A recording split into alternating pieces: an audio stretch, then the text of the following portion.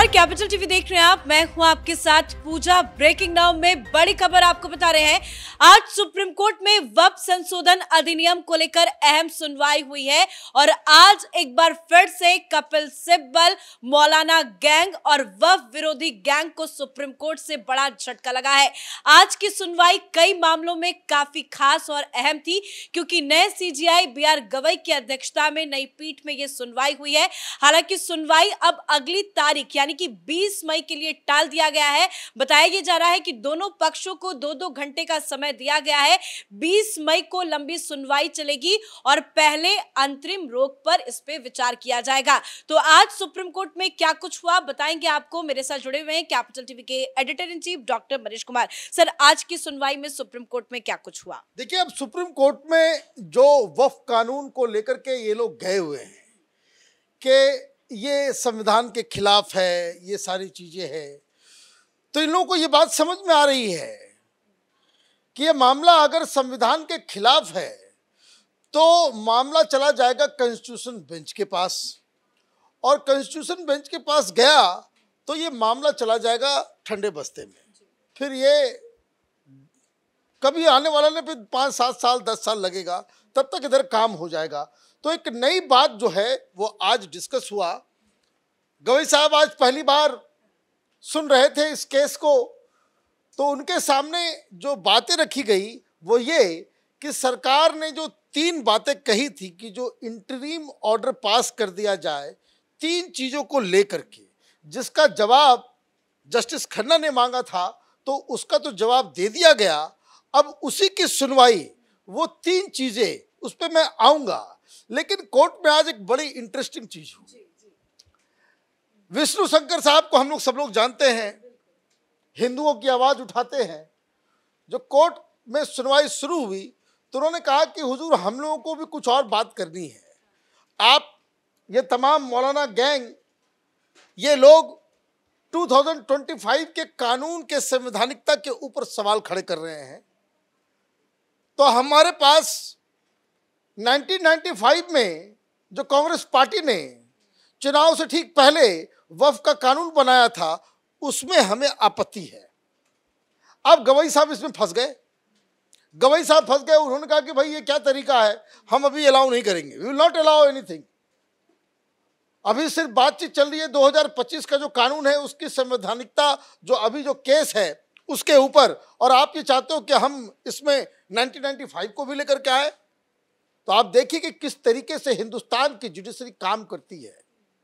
मतलब complete anti Hindu, हिंदुओं की बात सुनने के लिए कोई राजी नहीं होता। तो उन्होंने कहा कि हुजूर, हम लोग तो पहले से ही कह रहे हैं, ये तो वक्फ का कानून आया नहीं आया उसमें नहीं आया, लेकिन हम तो पहले ही सुप्रीम कोर्ट आए थे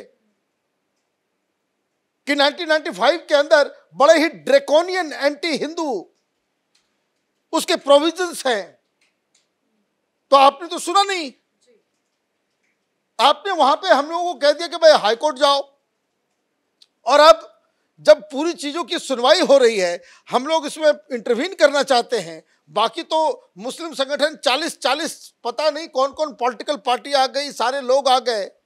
तो दुनिया जहान मुस्लिम पक्ष की तरफ से कोई आ रहा है उसको आप एडमिट कर लेते हो, और हिंदू पक्ष की तरफ से कोई बोलता है तो आप उसको एडमिट नहीं करते हो।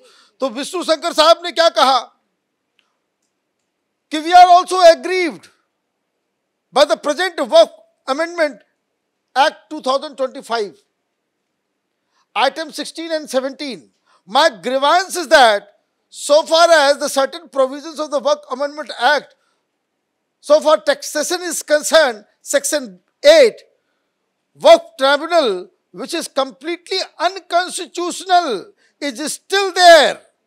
There are various other sections which is completely draconian exist in the statute. अब देखिए इन्होंने क्या कहा कि भाई ये जो वक्फ बोर्ड जिसको लेकर के ये लोग आए हैं, विष्णु शंकर साहब ये कह रहे हैं कि भाई साहब, ये पूरा जो वक्फ बोर्ड ही है वही इलीगल है, वही अनकॉन्स्टिट्यूशनल है। तो ये तो पहले बात हो जाए कि जिस चीज को लेकर के आप ये सारी चीजें कर रहे हो, वो पहले ये तो तय कर लो कि वक्फ बोर्ड को बचाने चल रहे हो, वक्फ बोर्ड अपने में ही कॉन्स्टिट्यूशनल है या नहीं है। जब वक्फ बोर्ड ही अनकॉन्स्टिट्यूशनल है तो फिर इस कानून मेरे को तो सब उठा करके फेंकिए। तो इसको जो है गवई साहब जो है उन्होंने कह दिया कि नहीं, हम not entertain this. If they are existing since 1995 and are not challenge, you challenge it when. तो ये पूछा गया उनसे कि भाई कि जो 1995 से चला आ रहा है, अरे भैया 1995 चला आ रहा है, कोई गलत चीज हो रहा है, उसकी सुनवाई नहीं होगी क्या? ये किसने कह दिया कि भाई कानून बनने के 2 दिन के बाद ही आपको कोई टाइम लिमिट है क्या इसका? तो ये कहानी जो है वो अलग विचित्र रूप ले रही है। तो इसमें जो है गवई साहब ने मना कर दिया कि भाई इसके ऊपर नहीं करेंगे हम लोग। वापस जो है वो 3 जो कानून हैं जिसके ऊपर हमने अभी इंटरिम ऑर्डर आया नहीं था। ये देखिए, ये बेसिकली ये कपिल सिब्बल, मनु सिंघवी, ये सब कानून के दांव पेच से हिंदुओं को अपमानित करना, हिंदुओं को चिढ़ाना, हिंदू आस्था के प्रतीकों का मजाक उड़ाना, ये इसी तरीके के काम में ये सारे कांग्रेसी और सेकुलर वकील सब जो है लगे हुए हैं। ये क्या चाह रहे हैं? इनकी मंशा को समझिए, इनकी नीयत क्या है। दे ऑल्सो नो कि कोर्ट पहले कह चुका है कि भाई इसमें बहुत सारा अच्छा चीज है, तो ये काम ना करे तो इंटरिम रोक कुछ लग जाए और उसके बाद केस चलता रहेगा, ये माल खाते रहेंगे।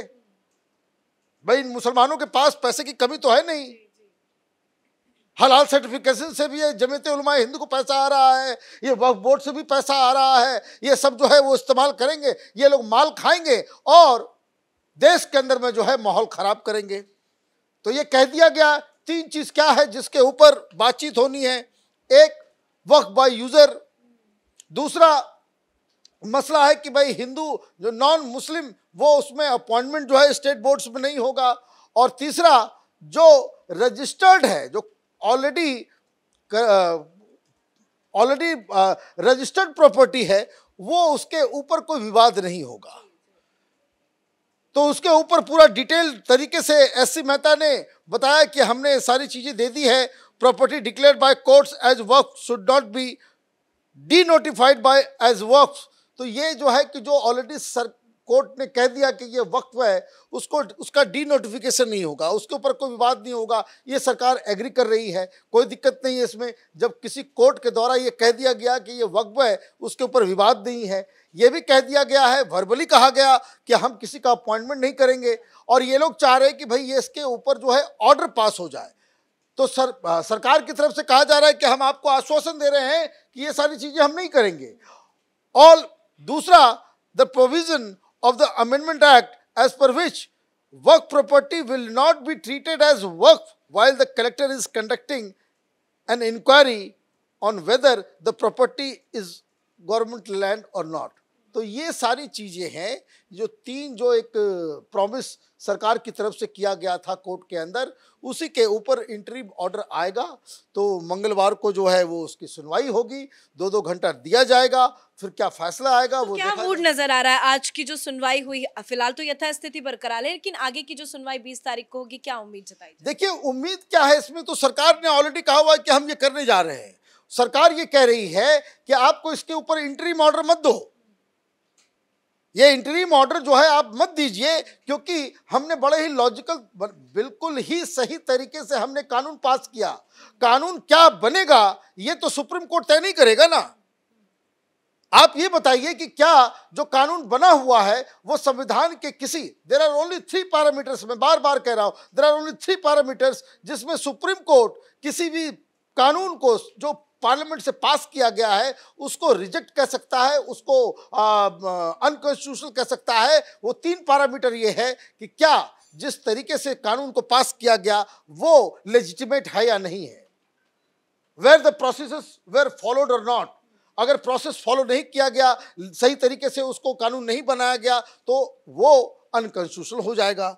दूसरा कि क्या जो कानून संसद में बना है वो संविधान के मूल तत्व से या संविधान के किसी दूसरे आर्टिकल से उसका विरोधाभासी है या नहीं है, whether it creates a problem कि भाई आपने जो कानून बनाया है संविधान के मूल तत्वों के खिलाफ जा रहा है। कानून जो बना हुआ है वो संविधान कि किसी आर्टिकल्स के खिलाफ जा रहा है, तब आप उसको कहिए कि भाई अनकॉन्स्टिट्यूशनल है।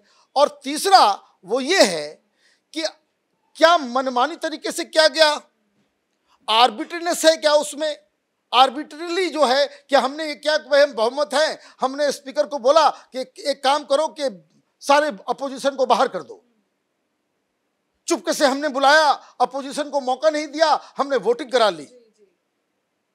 तो ये क्या है, ये आर्बिट्रीनेस, मनमाने तरीके से आपने बहुमत के दम पे जो है आपने पास करा लिया। तो ये तो हुआ नहीं, बाकायदा रात रात भर जो है सब कुछ चला। तो ये मुझे लगता है कि सुप्रीम कोर्ट के ऊपर ये ऑलरेडी दबाव है कि आप जो है नाक मत घुसेड़िए लेजिस्लेचर के काम में, आप नाक मत घुसेड़िए। इतनी छवि खराब हो गई। हाँ, छवि वैसे ही खराब है। तो देखिए कि ट्यूसडे को इसका क्या फैसला आता है। धन्यवाद सर अपडेट के लिए। तो देखना होगा कि जस्टिस बी.आर. गवई अब इस पूरे मामले पर अपना क्या फैसला सुनाते हैं। फिलहाल यथास्थिति बरकरार है। अब अगली सुनवाई 20 मई को होगी, तो 20 मई की सुनवाई भी काफी ज्यादा अहम है क्योंकि दोनों पक्षों को 2-2 घंटे का वक्त दिया गया है। देखना होगा कि आगे सुप्रीम कोर्ट की तरफ से क्या वक्फ संशोधन बिल को लेकर फैसला सुनाया जाता है। इस बड़ी खबर में मेरे साथ फिलहाल इतना ही। कैमरा पर्सन अशोक के साथ मैं पूजा, कैपिटल टीवी।